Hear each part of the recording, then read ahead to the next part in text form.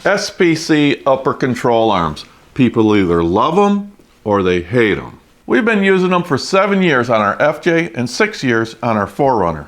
Between the two of them, we've racked up over 180,000 miles on them. And if you watch our channel, you know that some of those miles have been pretty rough.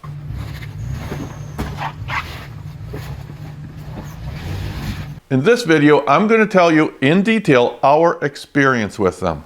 Then, at the end, I'll tell you if I recommend them or not. We have always paid full retail price for all the SPC products and components that we use. We have no compensated agreement with SPC. Our experience with the upper control arms are different between the two vehicles, so I'm going to do them separately. First, our FJ Cruiser. Like I said earlier, we installed these around 7, maybe 8 years ago. At that time, they were using a non-greasable ball joint and poly bushings. After 20,000 miles, the ball joints were all used up. So I got a hold of Toy Tech, who we bought them through. They sent us some new greasable joints and sent our non-greasable joints to SPC for inspection. SPC agreed that they wore out way too fast and they warrantied them. That was a good thing.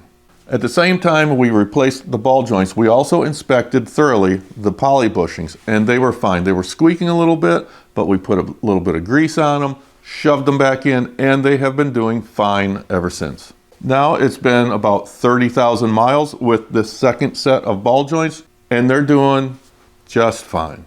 No wear at all. And the poly bushings are still doing fine.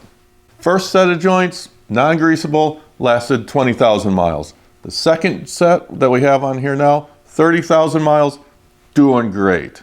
And like I said, the poly bushings have 50,000 miles on them, and there's no sign of wear at all, and no squeaks either. When we first put them on our 4Runner, they came with greasable ball joints and axis joints instead of poly bushings. So after about 70,000 miles of having them on, we decided to upgrade our coilovers to Toy Tech's Illuma series. When we did that, we decided, might as well change out the ball joints too. To our surprise, the ball joints at 70,000 miles were still very good. We replaced them anyways just because we had some to replace them with. The axis joints up here at the frame, they were showing a little bit of wear, so we replaced them too, but they were still pretty good. That second set of ball joints only lasted us about 40,000 miles. That second set of ball joints on here were also the greasable type. With all the greasable ball joints that we've had on here, I have religiously greased them every 5,000 miles. I pumped grease into them until I saw some grease squeezing out the rubber boots. So they did not wear out because I did not grease them properly. And I know quite a few other people who I know for a fact that they know how to grease ball joints, and they did it, and their ball joints are wearing out fast too.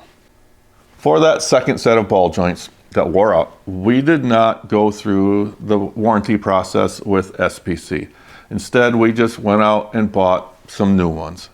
And now SPC supplies non-greasable ball joints because their claim is that the big problem with them wearing out prematurely is because people weren't greasing them. I greased them every 5,000 miles, and I know other people who have had problems with them. They greased them religiously, so that may be the case in some cases where they didn't grease them properly, but it wasn't our case. In fact, I know of some people who have had even worse experience with the ball joints from SPC. Now, let me first say that SPC does not manufacture these ball joints that they use. They outsource them, but they are still responsible, SPC is, for having components that they can stand behind and that work properly. But some people we know, they've had them wear out after 4,000, 5,000, not only the ball joints, but the bushings at the frame also. But then again, I've heard from many people who have had zero problems with them, even after 70, 80,000 miles. And that was the case with our first set of ball joints on the 4Runner, and hopefully the second set on our FJ will last a good long time. So my overall assessment on SPC Upper Control Arms for our Toyotas. What first attracted us to the SPC Upper Control Arms was the adjustability. There were very few options that would give you the extra caster that we wanted, and nothing that would allow adjustment for the camber.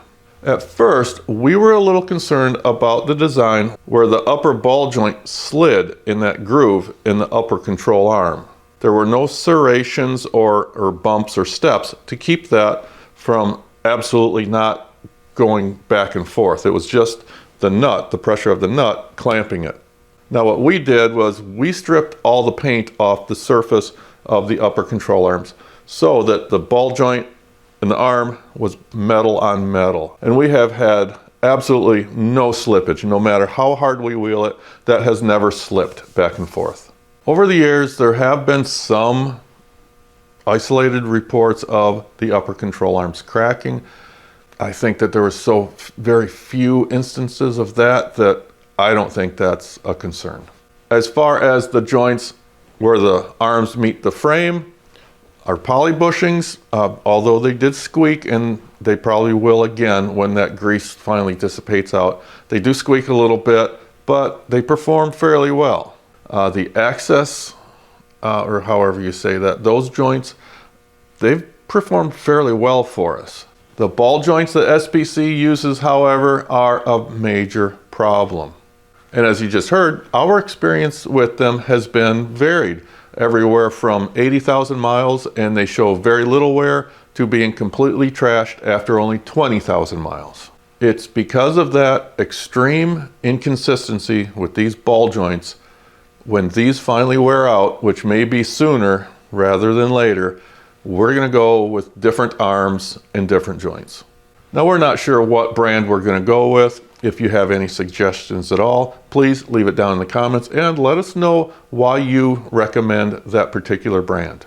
So I hope you found this video helpful. If you did, hit that like button, and I hope you consider subscribing to our channel. You'll know in detail, what the f am I saying? Instead of ball joints, change the battery pack.